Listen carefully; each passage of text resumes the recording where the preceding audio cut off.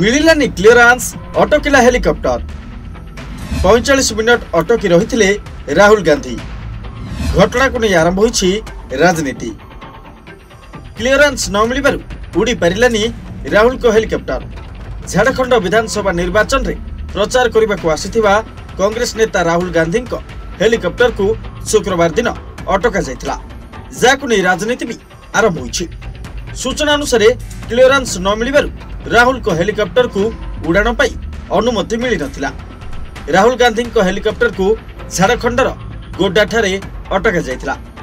कांग्रेस अभियोग करछि जे राहुल को हेलिकॉप्टर को पाखापाखि 45 मिनट पर्यंत अटका जाइथिला, जाकु नहीं वर्तमान राजनीति आरंभ हो जाइछि। कांग्रेस अभियोग करछि प्रधानमंत्री नरेंद्र मोदी को सभा झारखंड रे थिबारु राहुल गांधी को हेलिकॉप्टर को उड़ाण पाई अनुमति दियागला नहीं। गोड्डा निर्वाचन रैली रे राहुल गांधी नरेंद्र मोदी को टार्गेट करथिले। से कहिथिले नरेंद्र मोदी कोटिपति, जहा कहंती ताहा करंती। गरीब लोकंक टंका छड़ाई मोदी जी कोटिपति 16 लाख कोटी टंका क्षमा कर दिछंती।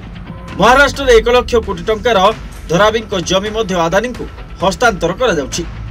नवेम्बर 13 रे झारखंड रे प्रथम पर्याय निर्वाचन पाई भोट ग्रहण शेष होईछि।